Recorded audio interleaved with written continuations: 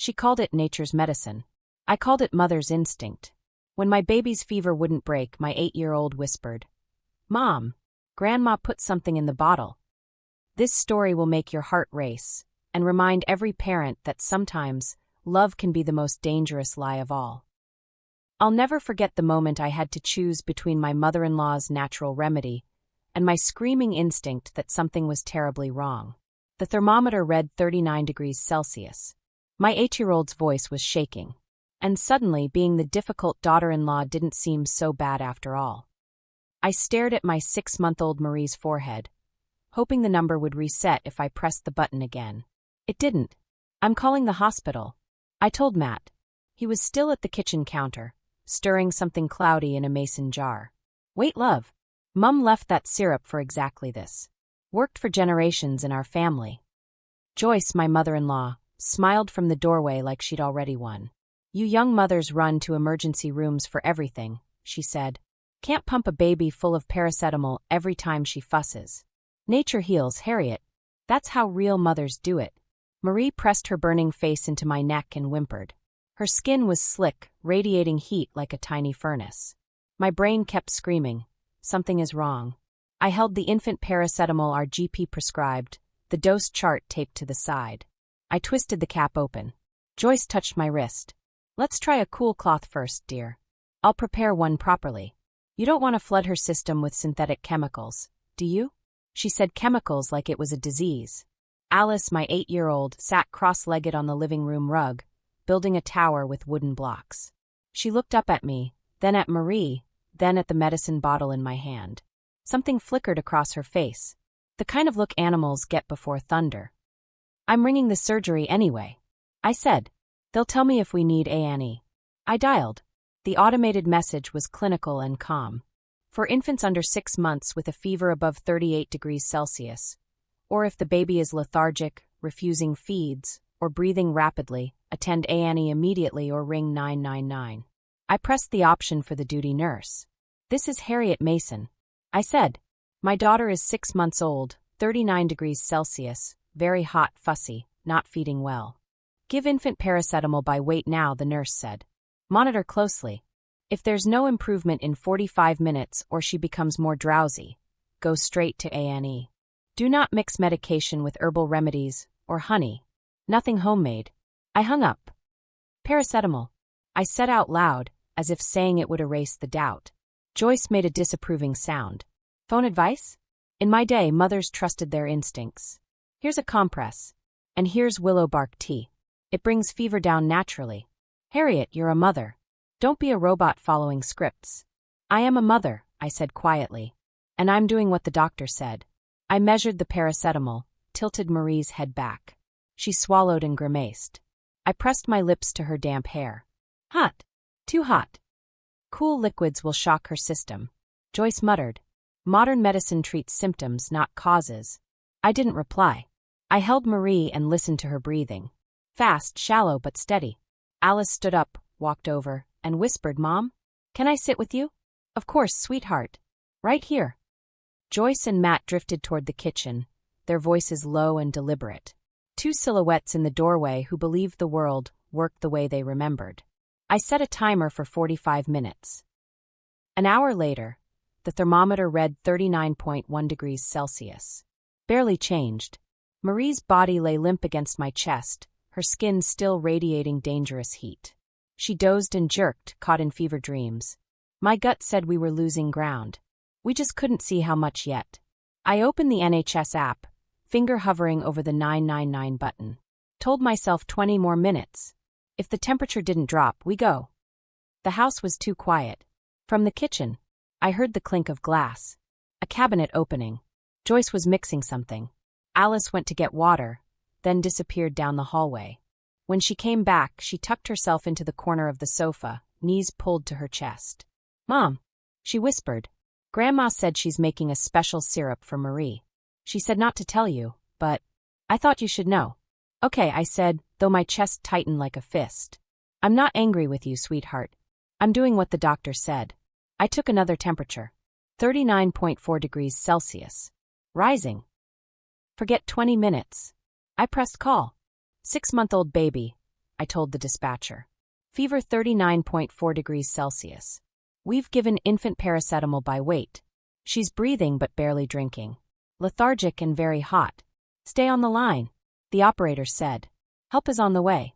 I nodded to the empty room and thought only this. Keep moving, baby. Movement means you're still here. What did you do? Joyce burst in from the kitchen. Why call 999? We can manage this at home. I made a proper herbal syrup. It brings fever down gently. She held up a small glass bottle. A faint amber ring marked where liquid had been. Something cold slid down my spine. Put it away, I said. Matt, get the hospital bag, nappies, insurance card, my wallet. Now, Harriet, he said, still dazed. If they come, they'll just say to give medicine. We already did. They'll say to go. And we're going, I interrupted him. The siren cut through the silence before I finished changing Marie's nappy. A paramedic with a silver ponytail and a badge that read Emma knelt beside us, checking Marie's pulse, breathing, lips, chest. Hello, she said. How long has she been like this? Since early evening, I said. We gave paracetamol. Her grandmother made some herbal mixture. What exactly? Emma asked, looking directly at Joyce. Plants, Joyce said stiffly. Chamomile. Willow bark. A bit of honey. All natural. No honey under 12 months.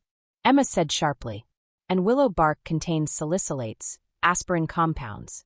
Not safe for infants. We're taking her to A&E. Bring every bottle and powder you gave her. Joyce's face went still, something dark flickering behind her eyes like a cornered animal. Alice looked up at me, wide-eyed and trembling. I pulled her close, as if my arms could shield her from what was coming next. The ambulance doors slammed shut behind us, sealing Marie and me in a capsule of fluorescent light and sterile air.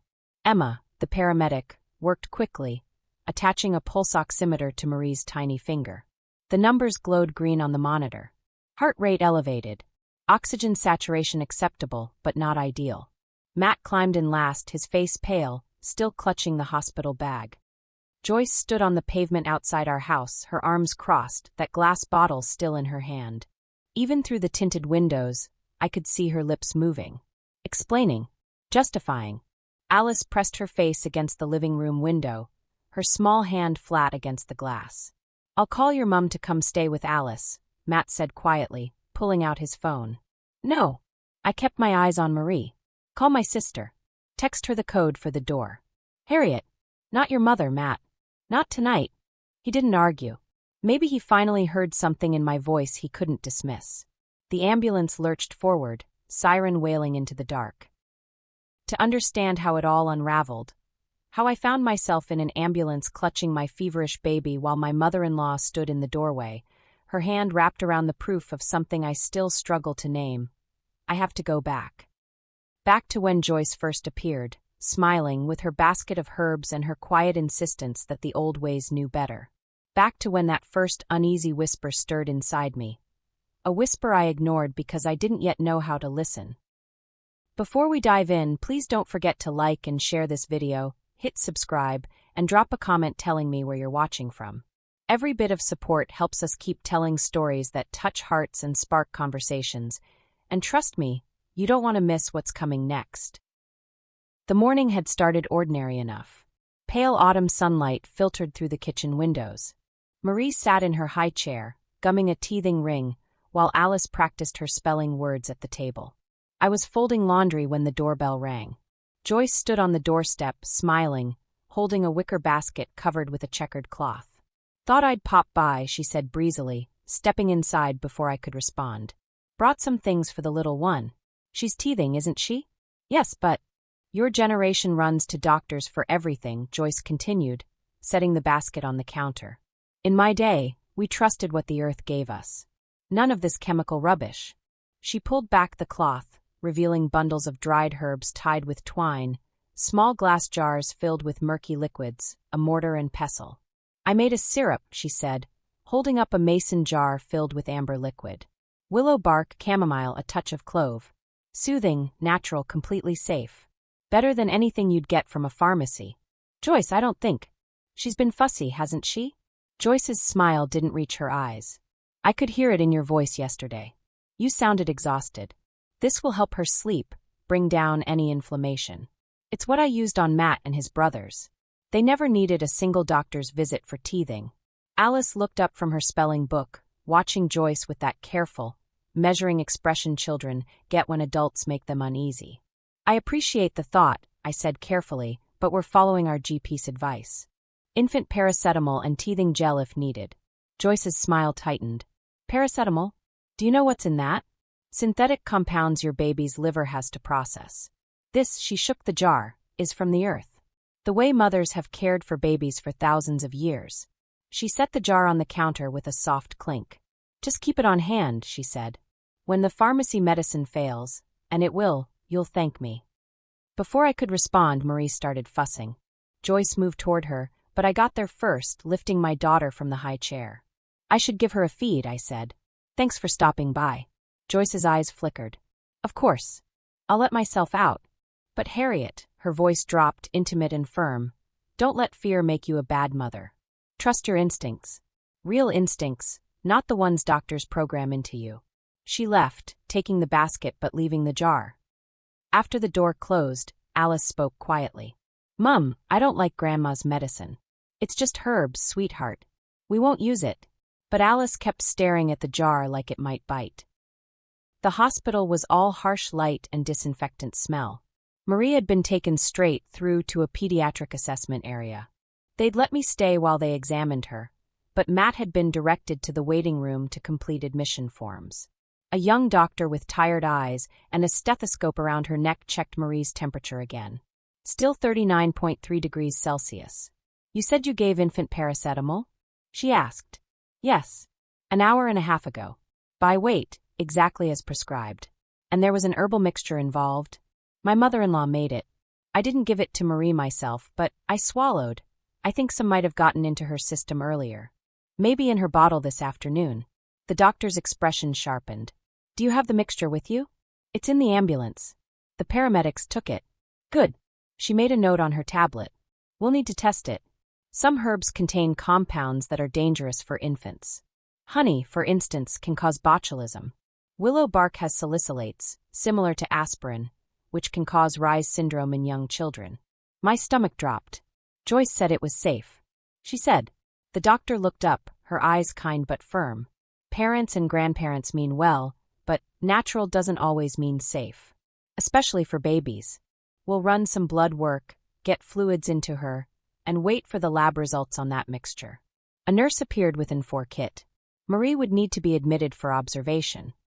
The hours that followed blurred together. Marie, tiny and vulnerable, within 4 line taped to her pudgy arm. Monitors beeping. Nurses checking vitals. Matt sitting rigid in a plastic chair, his phone dark in his lap. I kept seeing Joyce's face. That smile. That certainty. Around midnight, I stepped into the corridor to call her. Matt had been messaging her updates, but I needed to hear her voice. Needed to understand. She answered on the second ring. Harriet, how is she? She's stable. They're running tests on your syrup. A pause. My syrup? Harriet, you can't possibly think. What exactly was in it, Joyce? The doctor said willow bark has compounds that can harm babies. It's natural medicine, Joyce said, her voice cooling. Used for generations. If the hospital is concerned, it's because they don't understand traditional healing. They see everything through their pharmaceutical lens. Joyce, they said it could cause Reye's syndrome. Nonsense. She sounded irritated now, defensive. Your anxiety is the real danger here, Harriet. You're feeding Marie fear through your worry. Babies sense these things.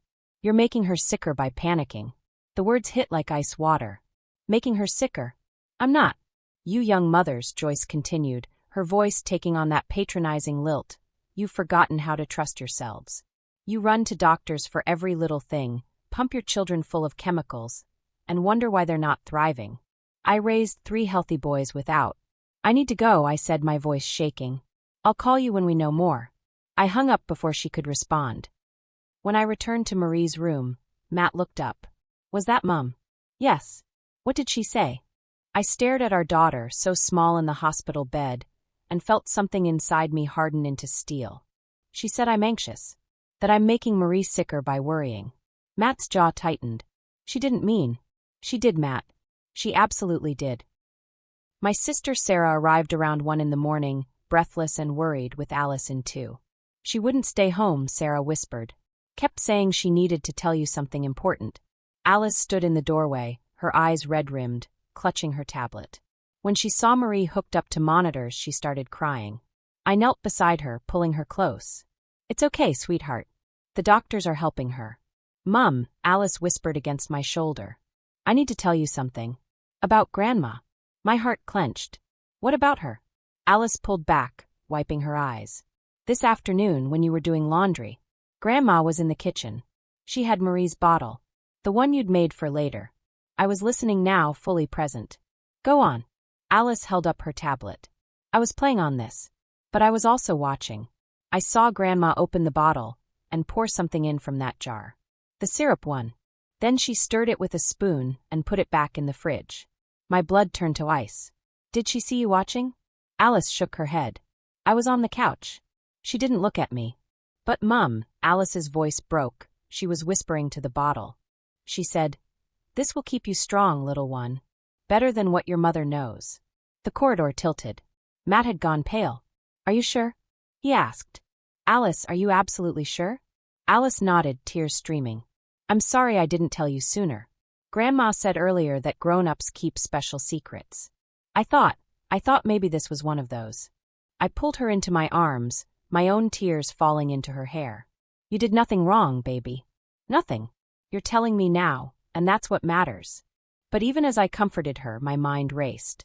Joyce had deliberately put that syrup in Marie's bottle. Without asking. Without telling us. She'd poisoned my daughter and called it love. Matt stood abruptly, his chair scraping against the floor. I need to call her. I need to ask her. No, I said, standing. You don't. Harriet, she's my mother. There has to be an explanation. There is an explanation. I said quietly. She thinks she knows better than we do. Better than the doctors. Better than everyone. And she was willing to risk Marie's life to prove it. You don't know that. Alice saw her, Matt. Our 8-year-old watched her tamper with our baby's bottle. I grabbed his arm, forcing him to look at me. This isn't about being right or wrong anymore. This is about Marie's safety. His face crumpled. She wouldn't hurt her. She loves her. I know, I said softly. And that's what makes it dangerous. A nurse appeared in the doorway. Mrs. Mason? The doctor needs to see you. The lab results are back. My heart hammered as I followed her to a small consultation room. The doctor from earlier sat behind a desk, her expression grave. The herbal mixture contained willow bark extract, high concentrations of salicylates. It also contained honey, which carries a risk of infant botulism. There were traces of clove oil as well, which can cause breathing difficulties in high doses. She looked at me directly. If you'd waited any longer to bring her in, Mrs. Mason, we'd be having a very different conversation right now. The room swam. So it was the syrup. It was poisoning her, combined with the fever? Yes.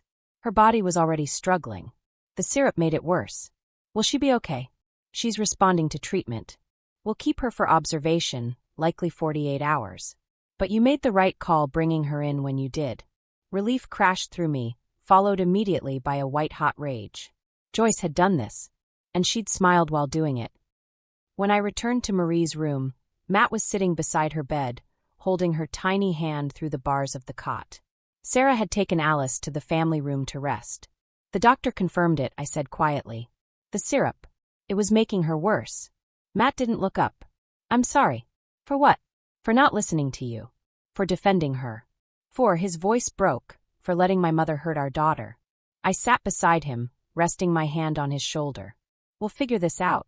But Matt, I waited until he looked at me. She can't be around the girls. Not unsupervised. Not until we understand why she did this. He nodded slowly, tears streaming down his face.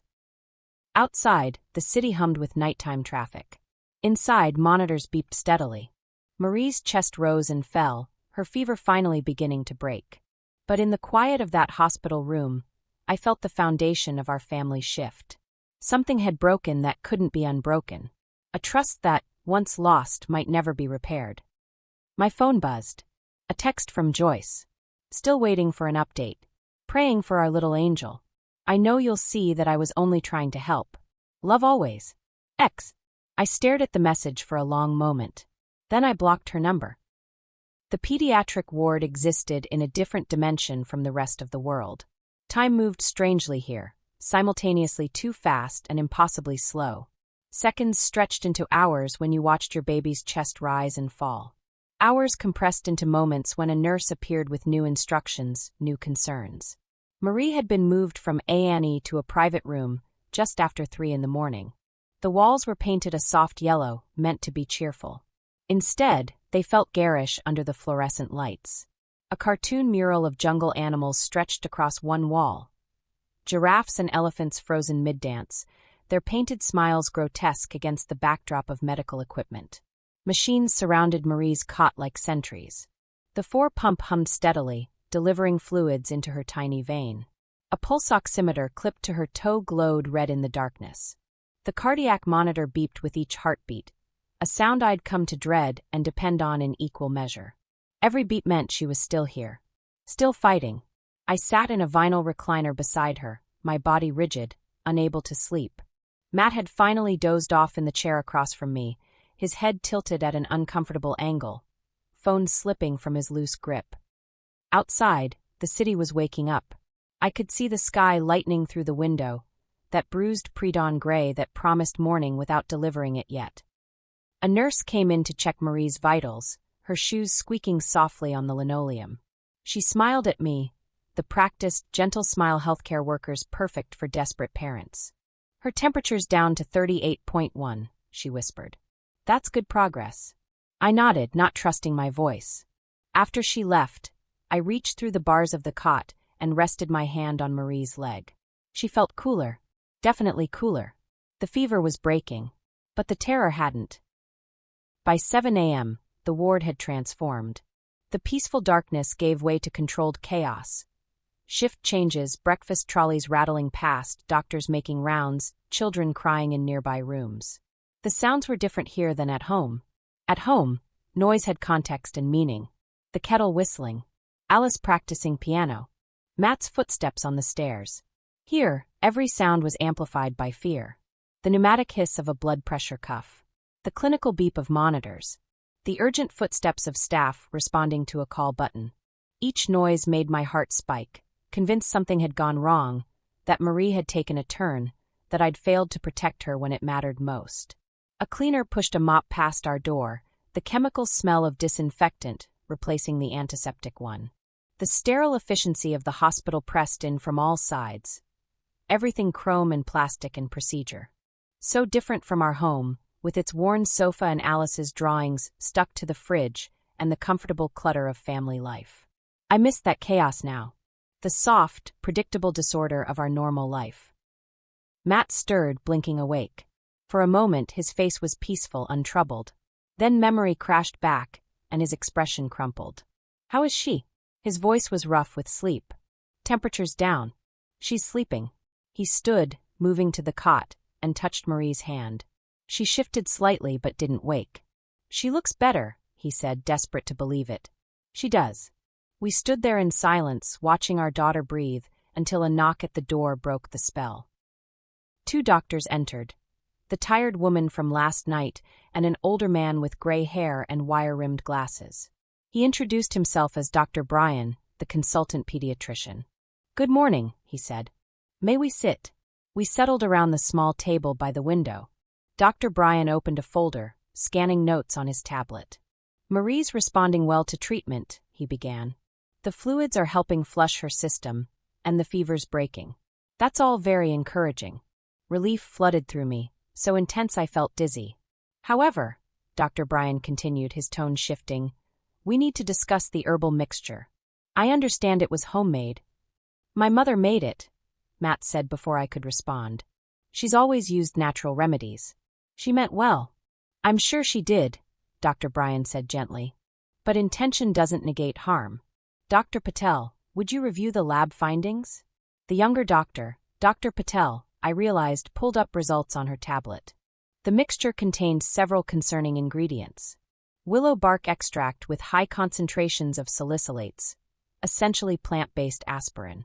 Honey, which carries botulism risk for infants under 12 months.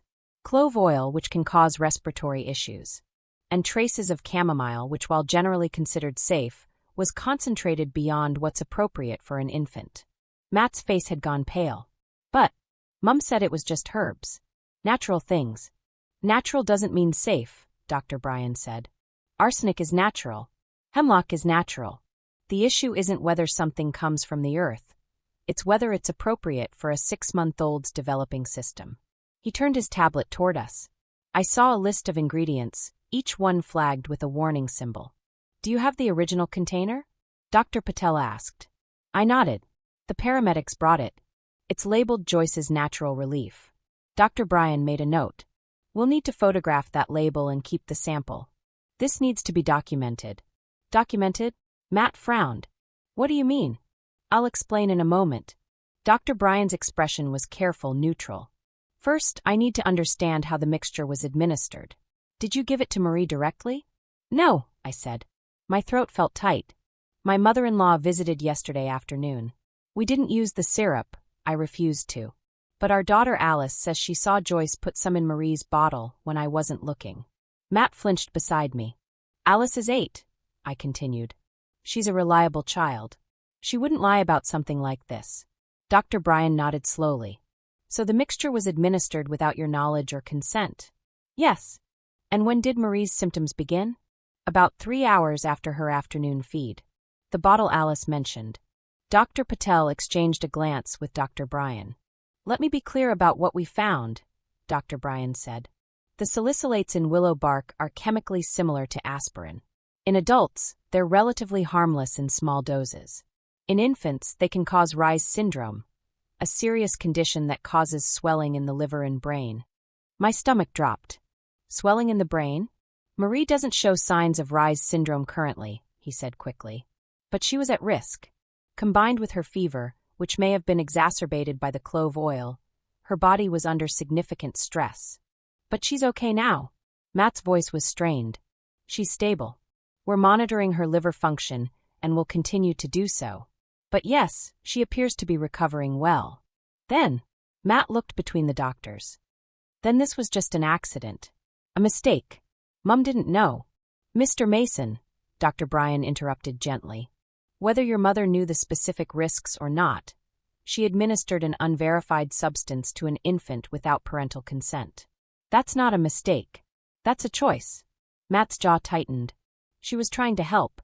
I understand that's difficult to hear, Dr. Patel said. But from a medical perspective, your daughter was poisoned. Unintentionally, perhaps, but poisoned nonetheless. The word hung in the air like smoke. Poisoned. Matt stood abruptly, his chair scraping. Don't call it that. Don't, his voice broke.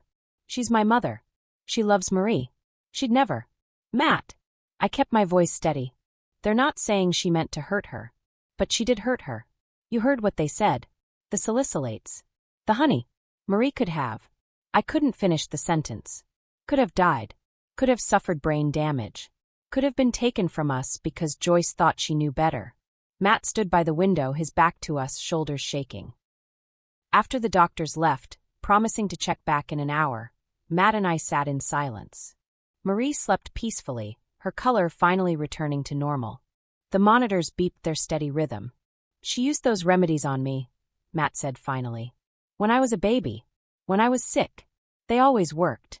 Or you got better on your own, I said quietly. Children usually do. She believed in them.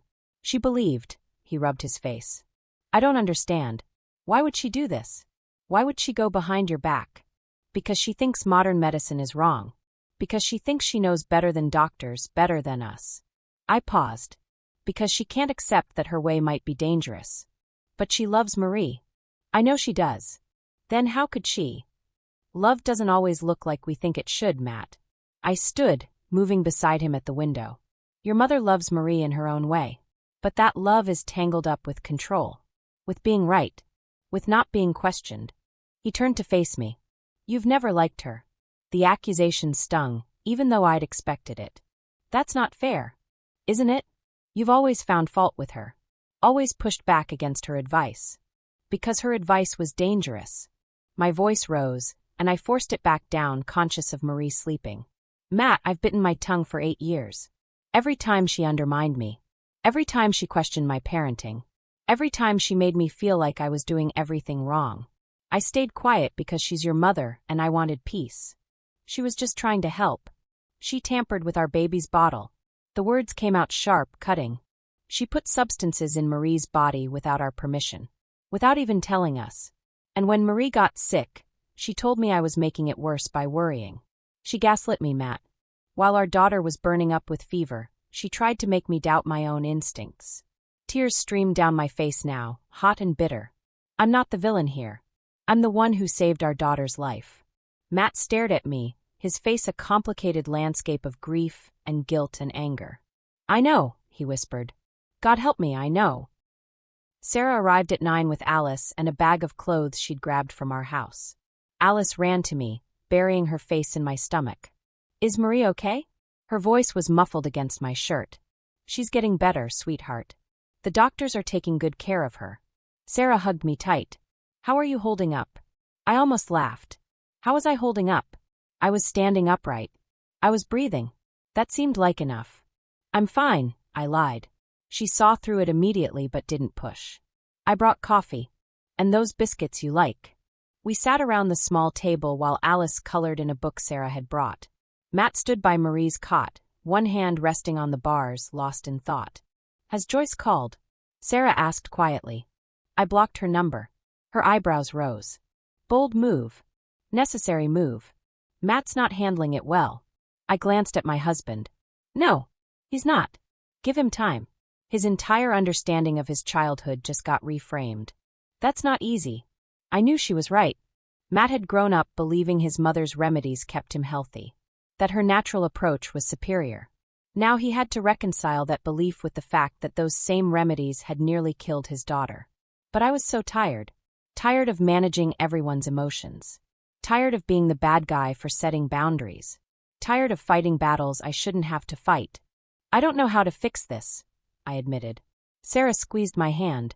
You don't have to fix it. You just have to protect your girls. Dr. Bryan returned just after noon. Marie was awake, fussing but alert. I'd managed to get her to take some milk, and she'd kept it down. Small victories. Her labs look good, he said, checking his tablet. Liver function is normal. Temperature's been stable for 6 hours. I think we can move toward discharge tomorrow if she continues improving. Relief crashed through me. Thank you. Thank you so much. Mrs. Mason, Mr. Mason, there's one more thing we need to discuss. Dr. Bryan's expression grew serious. Hospital policy requires that we file a report with Children's Services when there's evidence of harm to a child, even unintentional harm. Matt's head snapped up. A report? You mean? Safeguarding report, Dr. Bryan clarified. It's not an accusation against you as parents. You acted appropriately. You brought Marie in for treatment. You didn't administer the harmful substances. But the person who did still has access to your children, presumably. We need to ensure this doesn't happen again. My blood ran cold. You're reporting Joyce. We're reporting the incident.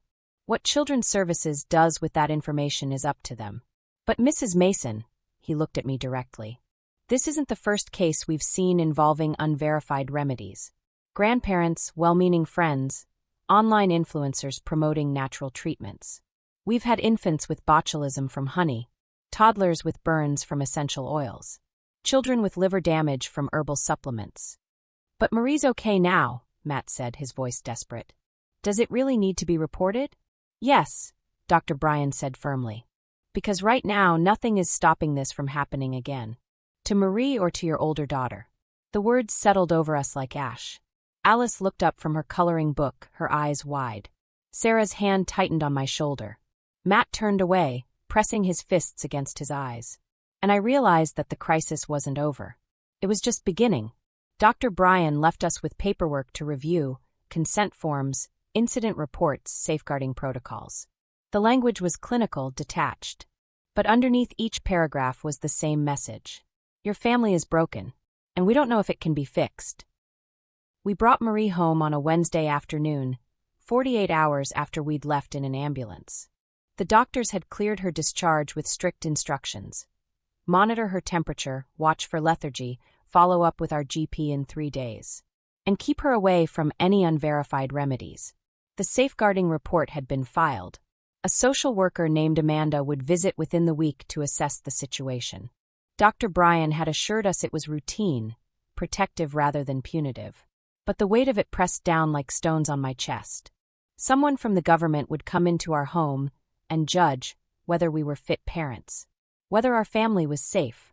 Because of Joyce, Sarah had offered to drive us home, but Matt insisted he could manage. The drive was silent except for Marie's occasional whimper from her car seat. Alice sat beside her sister, holding her tiny hand through the gap in the seat, singing softly under her breath. When we pulled into our drive, I noticed Joyce's car parked on the street. My stomach dropped. "She's here," I said. Matt's hands tightened on the steering wheel. I texted her we were being discharged. She probably wanted to see Marie. "Matt! She's still my mother, Harriet." The words carried a warning. Don't make this harder than it already is. I unbuckled my seatbelt and turned to face him. The hospital reported her to Children's Services. She nearly killed our daughter. And you want me to smile and pretend everything's fine. I want you to give me time to handle this my way. Your way got Marie hospitalized. The words landed like a slap. Matt's face went rigid, and for a moment I thought he might yell. Instead, he opened his door and got out, leaving me sitting in the sudden silence. Alice's small voice came from the back seat. "Mom, is Grandma in trouble?" I turned to look at my daughter, 8 years old, too young to carry this weight. "Yes, sweetheart. She is." "Good," Alice whispered. Joyce stood in our living room as if she'd never left.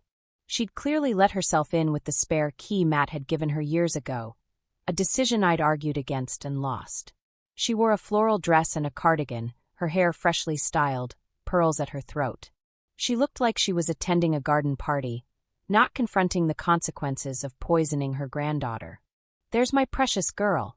Joyce moved toward Matt as he carried Marie's car seat inside, but I stepped between them. "Don't touch her." Joyce's smile faltered. "Harriet, don't be dramatic. I just want to see she's all right." "She's fine. No thanks to you." "No thanks to?" Joyce's expression shifted to wounded confusion. "Harriet, I've been worried sick. You blocked my number." Matt barely responded to my messages. I didn't know what was happening. "You knew exactly what was happening." My voice was steady cold. "You put your homemade syrup in Marie's bottle without our permission. She got sick. We rushed her to hospital. The doctors found dangerous substances in her system." Joyce waved a dismissive hand. "Doctors always say natural remedies are dangerous. It's how they protect their industry. Marie had a fever. Babies get fevers. She's fine now, isn't she? See, nature works." The audacity of it stole my breath. "Nature works," I repeated. She had salicylates in her system. Honey, clove oil. Any one of those could have caused serious harm. The doctors said what they're trained to say," Joyce interrupted. "Pump her full of chemicals, suppress the symptoms, never address the root cause. I've raised 3 children, Harriet. 3 healthy boys who never needed. Matt was hospitalized with pneumonia when he was 4, I said quietly. Joyce's mouth snapped shut. "He told me about it years ago.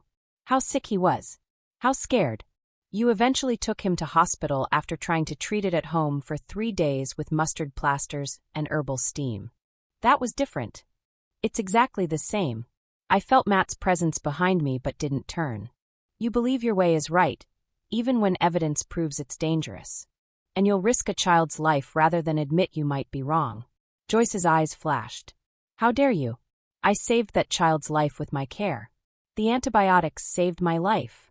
Matt's voice cut through the room. Joyce turned to him, shocked. "Matthew, I remember being in hospital, Mother. I remember the oxygen mask, the doctors saying I had bacterial pneumonia that had spread to my blood. I remember Dad crying in the hallway. Your father was always too emotional. I nearly died." Matt's voice cracked. "I nearly died because you waited too long to take me to hospital." Joyce's composure flickered. For just a moment, I saw something raw beneath the certainty, fear, maybe, or shame. Then her mask snapped back into place. "You were fine in the end," she said. "And you grew up strong because I built your immune system naturally. Not like these modern children, sick all the time because their mothers don't trust." "Don't!" I stepped forward. "Don't you dare lecture me about trust. You went behind my back. You tampered with my baby's bottle. You did exactly what the hospital nurses told us never to do. You gave an infant honey and aspirin compounds. It wasn't aspirin, it was willow bark, which contains salicylates. The shout tore out of me. The same compounds as aspirin, which can cause Reye's syndrome in infants, which can cause brain swelling and liver failure and death. Marie started crying in her car seat.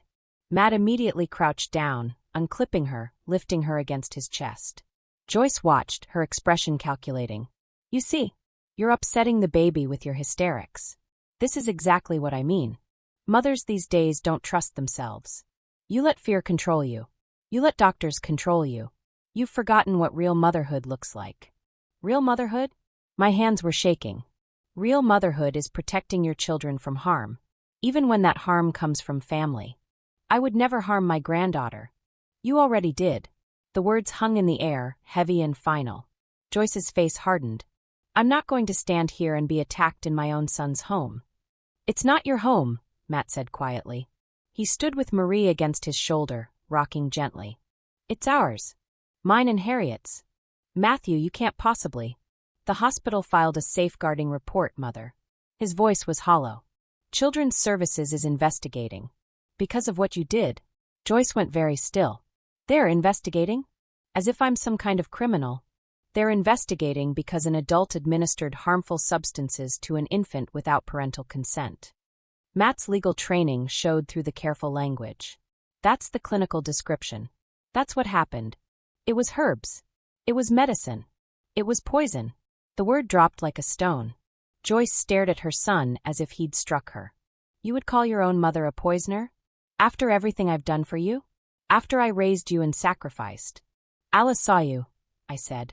She told us at the hospital. She saw you put the syrup in Marie's bottle. Alice is 8 years old, Joyce said dismissively. Children imagine things. They misunderstand. I didn't imagine it. Alice stood in the doorway, still in her coat, her tablet clutched to her chest. Sarah was behind her, face pale, one hand on Alice's shoulder. I saw you, Grandma, Alice said, her voice small but steady. I was on the couch. You thought I was playing my game, but I was watching. Joyce's smile was strained. Sweetheart, you're confused. I'm not confused. Alice looked at me, then at her father. Should I show them? My heart stopped. Show us what? Joyce said in surprise. Alice walked into the living room and set her tablet on the coffee table. Her hands were trembling as she unlocked the screen. I was playing a game, she said. But I opened the camera by accident. I was going to close it, but then I saw Grandma go to the fridge. She tapped the screen. A video player opened. Alice, Joyce said, her voice tight. Whatever you think you saw. I saw you put something in Marie's bottle. Alice looked up at her grandmother, and there was something ancient in her young face. Something that knew betrayal. I recorded it because it felt wrong. Like the feeling I get before a storm. She pressed play. The video was shaky, filmed from a low angle, a child's perspective from the couch. The footage showed our kitchen, slightly out of focus. The timestamp read yesterday, 2:47 p.m. Joyce entered the frame, glancing over her shoulder. She opened the fridge and pulled out Marie's bottle, the one I'd prepared for her late afternoon feed. The bottle was clearly labeled with the time in black marker. Joyce set it on the counter. Then she retrieved the mason jar from her handbag. The jar labeled Joyce's Natural Relief in her precise handwriting. She unscrewed both lids. The audio was faint, but I could hear rustling, the clink of glass. And then Joyce's voice, barely above a whisper. This will keep you strong, little one. Better than what your mother gives you. Natural. Pure. The way God intended. She poured a measure of the amber liquid into the bottle. 1 capful. 2. 3. My breath caught. She stirred it with a spoon from the drawer, then screwed the lid back on. Shook it gently. Returned it to the fridge. Washed the spoon. Packed the jar back into her handbag. Then she turned. And for just a second, she looked directly at the camera. Directly at Alice's hiding spot. She smiled. The video ended. The silence that followed was absolute. Joyce stood frozen, her face drained of color. That's taken out of context. I was just adding a little boost to her formula. Nothing harmful. 3 capfuls. Matt said. His voice was distant, shocked. You added 3 capfuls of concentrated willow bark and honey to a 6-month-old's bottle. It was diluted. It was safe. I've used that formula for decades, I know. Matt set Marie carefully in her bouncer and turned to face his mother. You've been telling us that for my entire life. Your remedies. Your wisdom. Your way. Because it works. It nearly killed your granddaughter. The roar echoed through the house. Marie startled and began to cry. Alice flinched. Even Sarah took a step back. Matt stood in the center of our living room, trembling with rage and grief. You tampered with her bottle. You didn't ask us. You didn't tell us. You snuck it in like poison, I finished quietly. Joyce's composure shattered. Her hands fluttered to her throat, her mouth opening and closing. No, that's not. I was helping. I was protecting her from your pharmaceutical dependence. You were playing God, Matt said. With our daughter's life. She's my granddaughter. Joyce's voice rose, shrill now. I have a right. You have no rights here. I stepped forward, my voice cutting through her protest. You have no right to touch my children. No right to enter this house. No right to make decisions about their health or safety or anything else. Harriet, you're being hysterical. I'm being clear. I picked up the tablet, held it up. This video is evidence. The doctors have the bottle. The lab has the test results. You poisoned Marie. That's not my opinion. That's documented fact.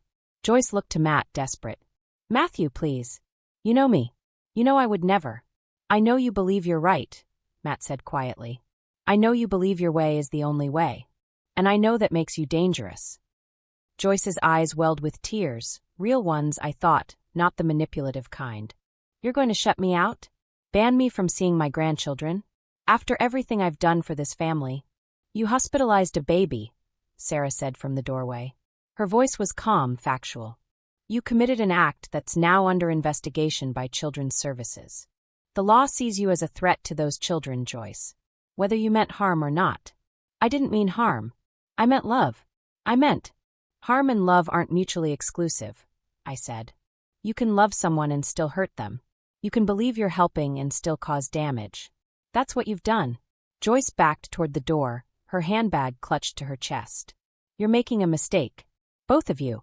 When you see that modern medicine fails, when Marie gets sick again because you're suppressing her immune system with chemicals.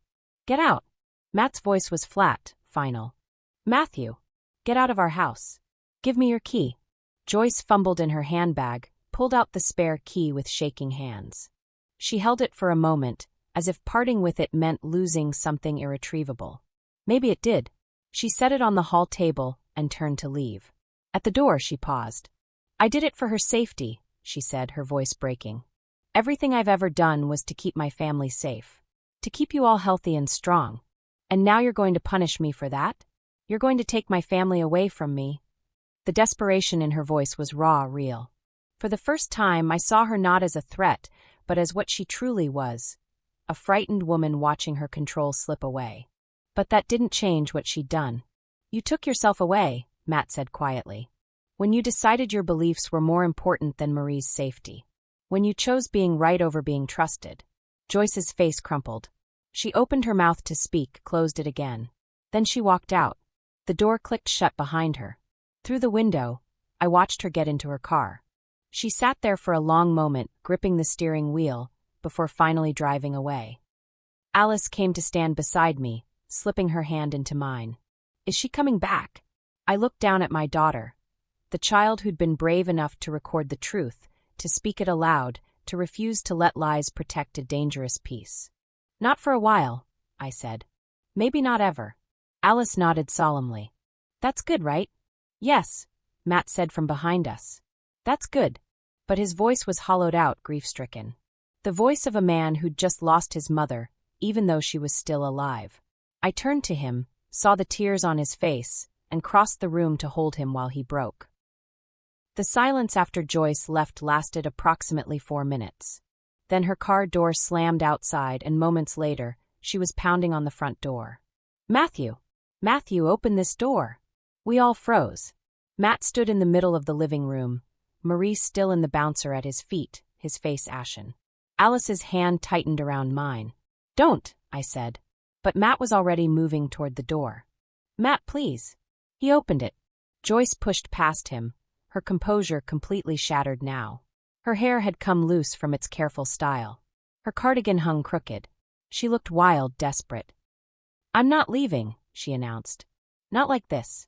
Not with my family poisoned against me by lies. Mother, you need to go. This is my family. Her voice cracked. I have been part of this family since before that woman, she gestured at me, entered the picture. I raised you. I supported you through university. I helped with Alice when she was born. I have earned my place here. You nearly killed Marie. Matt's voice was hoarse. That is a lie. Joyce's scream made Marie start crying. That is modern medical propaganda designed to make natural healing seem dangerous. They want you dependent on their drugs, their vaccines, their poisons. Get out of my house. I stepped between her and the bouncer where Marie lay crying. Get out now or I'm calling the police. Joyce's eyes narrowed. You would do that, wouldn't you? You've been waiting for an excuse to push me out. You've always been jealous of my relationship with Matthew. You've always resented that I know him better than you ever will. This isn't about us, I said, forcing my voice steady. This is about you putting dangerous substances in an infant's body. Herbs. Natural remedies that have been used for thousands of years, which the doctors confirmed could have killed her. Joyce turned to Matt, tears streaming down her face now. Matthew, please. You know me. You know I would never hurt my granddaughter. This is Harriet controlling you, manipulating you. She's always done this, turned you against me. Matt looked between us, and I saw the war happening behind his eyes. Years of conditioning. Years of mum knows best and family first and blood is thicker than water. But also, Marie in a hospital bed. The monitors. The doctor's grave face explaining salicylates and Reye's syndrome. I saw the video, Mum, he said finally. I heard what you said. Better than what her mother gives you. You weren't just trying to help. You were trying to prove Harriet wrong. Joyce flinched as if struck. That's not, I was just. You went behind our backs. You tampered with our daughter's bottle. You did it in secret because you knew we'd say no. His voice broke. How is that love, Mum? How is that protecting family? Because sometimes parents don't know what's best. Joyce was shouting now, desperate. Sometimes they're led astray by modern lies and pharmaceutical propaganda. Sometimes a grandmother has to step in to save her grandchildren from their parents' ignorance. The words hung in the air, grotesque in their honesty. You think we're ignorant? Matt asked quietly. I think you've been brainwashed. Both of you. Especially her. Joyce pointed at me. She's turned you against your own mother. Against your own upbringing. Against everything I taught you about natural health and trusting your body. You didn't teach me to trust my body, Matt interrupted. You taught me to trust you. To believe you were the only one who knew anything.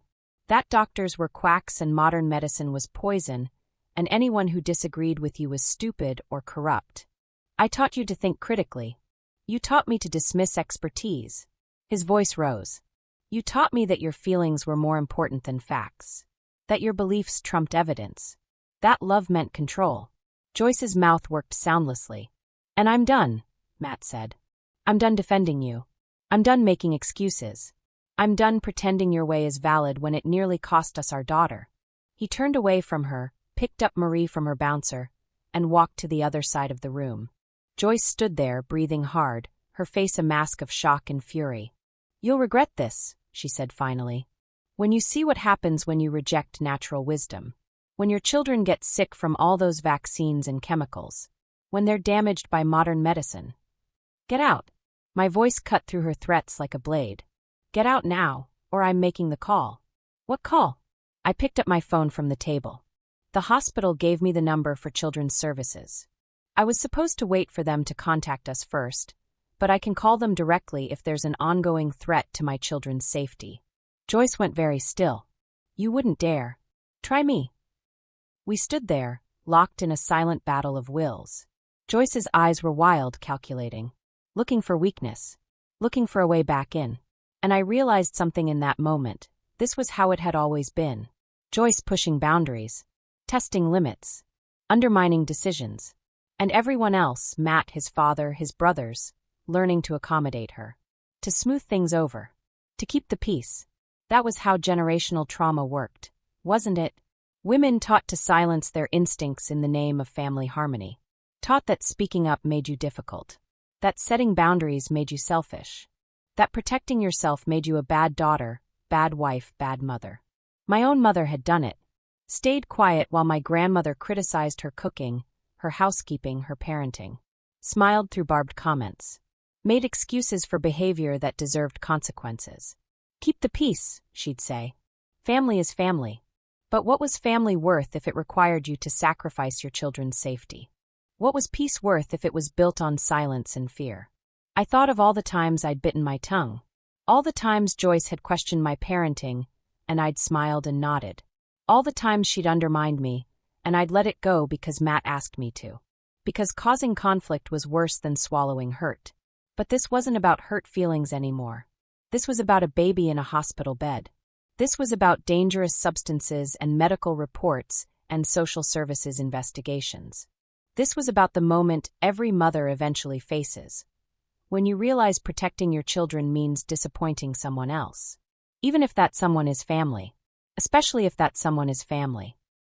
I looked at Joyce standing in my living room, still believing she had the right to be here. Still believing her way was the only way. Still believing she could talk and manipulate and threaten her way back into control. And I made my choice. Mom! Alice's small voice broke through the tension. She stood near the doorway, tears streaming down her face, her tablet still clutched to her chest like armor. I went to her immediately, kneeling down. What is it, sweetheart? Did Grandma mean to hurt Marie? Her voice was barely a whisper. Or was it an accident? I glanced at Joyce, who'd turned away, arms crossed defensively. Then back to my daughter, my brave, perceptive daughter who'd recorded the truth when everyone else wanted to look away. I don't think Grandma meant to hurt Marie, I said honestly. I think she believed she was helping.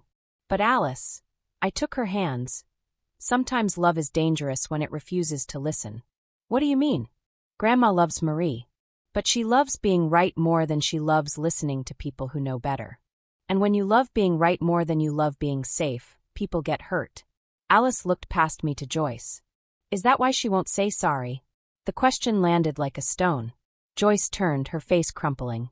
Alice, darling, I am sorry. I'm sorry you're confused. I'm sorry these adults are making you afraid.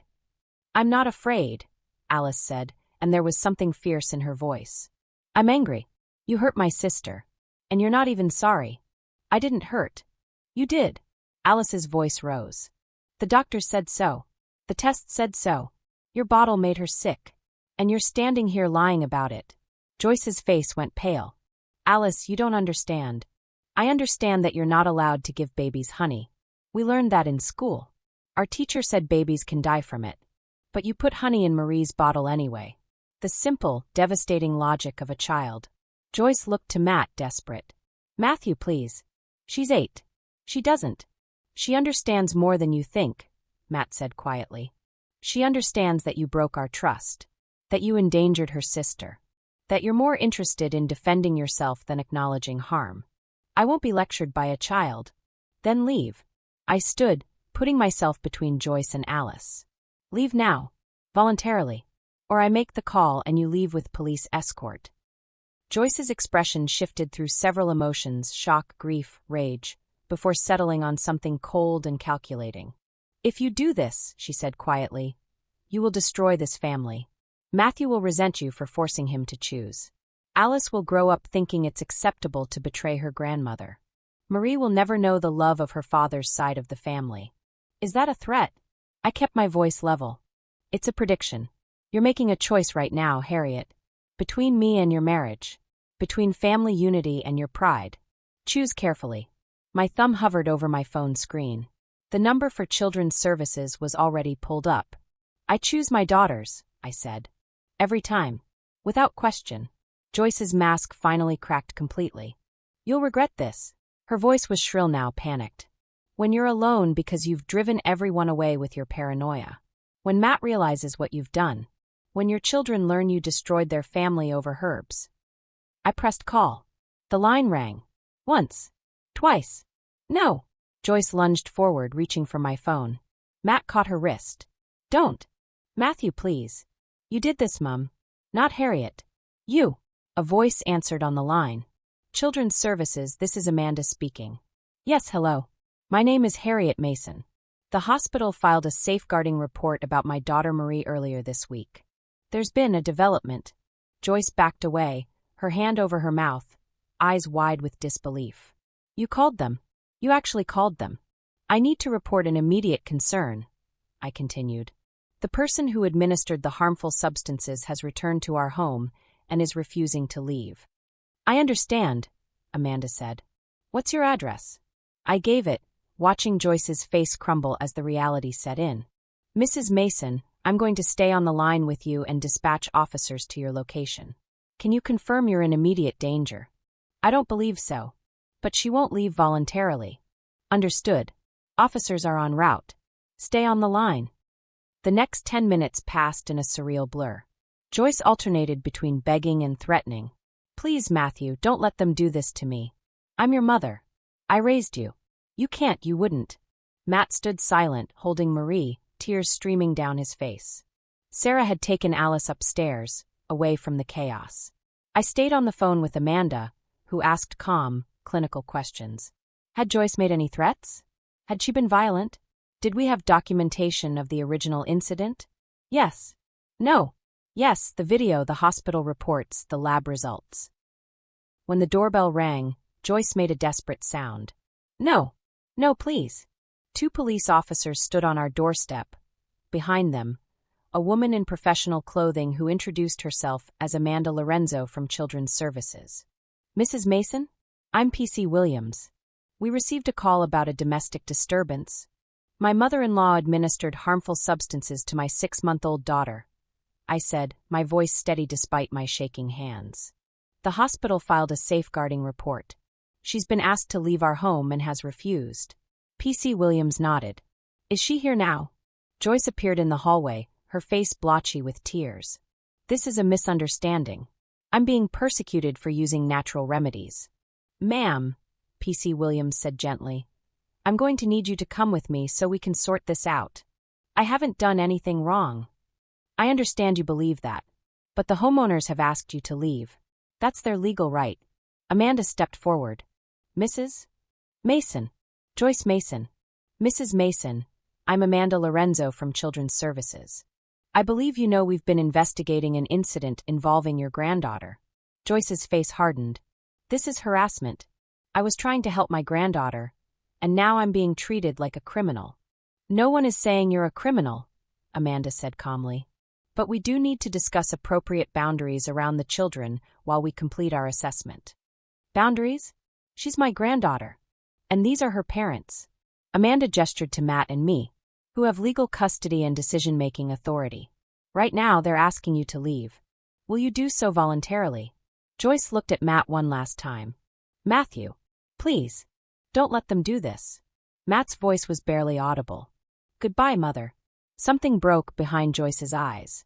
She made a sound, half sob, half gasp, and stumbled toward the door. P.C. Williams guided her gently. Come on now. Let's get you sorted. As Joyce passed me, she leaned close. You'll answer for this, she whispered. When it all falls apart, when your perfect little life collapses, you'll know it was your doing. I already know, I said quietly. I chose it. I'd choose it again. Joyce's face twisted, and then she was gone, led down the walkway by the officers, her shoulders shaking with sobs. Amanda stayed behind, asking to speak with us briefly. She was kind, professional. Explained the process moving forward. Suggested family therapy. Mentioned restraining orders if necessary. I heard it all from a distance, as if underwater. When everyone finally left and the house fell quiet, Matt stood in the center of the living room holding Marie. Alice crept downstairs and pressed herself against my side. We stood there, the 4 of us, in the silence of our changed home. Is it over? Alice whispered. I looked at Matt. His face was ravaged, eyes red and hollow. The face of someone who'd just lost their mother while she was still alive. I don't know, I said honestly. But we're safe. That's what matters. Matt nodded slowly. Then he walked over and wrapped one arm around me and Alice, pulling us close. We stood there in a tight circle, Marie between us, holding each other in the wreckage. Outside, autumn rain began to fall. Inside, we breathed together, uncertain, broken, but finally free. The investigation took 3 weeks to close. 3 weeks of interviews, medical reports, and statements given in quiet, clinical rooms that smelled of stale coffee and disinfectant. 3 weeks during which Marie's laughter slowly returned, tentative at first, then real. The doctors confirmed what Harriet had suspected in her marrow: acute dehydration, electrolyte imbalance, traces of sedatives, chamomile, valerian, passion flower, in concentrations far beyond therapeutic. Not enough to kill, they said. Just enough to make a baby compliant. Silent. Easy. Failure to thrive, the pediatrician had written in his initial report, before the truth rewrote everything. Joyce's lawyer called it a misunderstanding, a generational difference in childcare. The prosecutor called it criminal endangerment. The family court called it enough for supervised visitation only, if Harriet chose to allow even that. She hadn't chosen.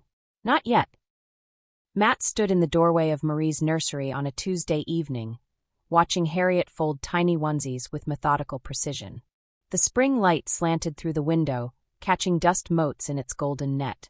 "I keep thinking about that night," he said finally, "when you told me to check her bottles." Harriet's hands stilled on a yellow sleeper printed with ducks. "Matt! No! Let me." He stepped inside, his voice rough. "I chose her. Over you. Over what you were seeing. I told myself you were tired, hormonal, paranoid. I used every excuse because it was easier than believing my mother could." He swallowed hard. "That she could hurt our daughter while calling it love." Harriet turned to face him. His eyes were red-rimmed, his jaw tight with the kind of shame that lives in the bones. "She raised you to trust her," Harriet said quietly. "That's what parents do. They build that trust from the first breath. It's not your fault that she. It is my fault that I didn't trust you." Matt's voice cracked. "You're Marie's mother. You knew. Your gut knew. And I made you feel crazy for listening to it." The words hung between them, heavy and necessary. "I'm sorry," he whispered. "I'm so sorry, Harriet." She crossed the room and took his hand. His palm was damp, trembling. "I need you to hear me, Matt. Really hear me." He nodded.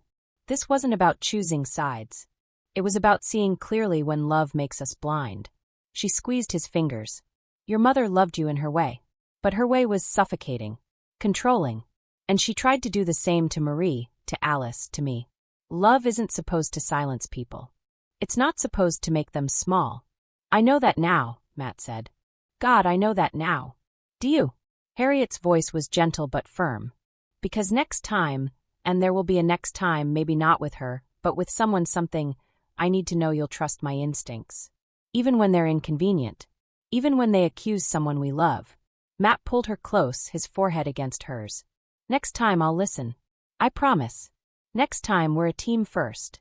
"A team first," Harriet echoed, and let herself lean into him, feeling the exhaustion of 3 weeks, 3 months, finally begin to loosen its grip.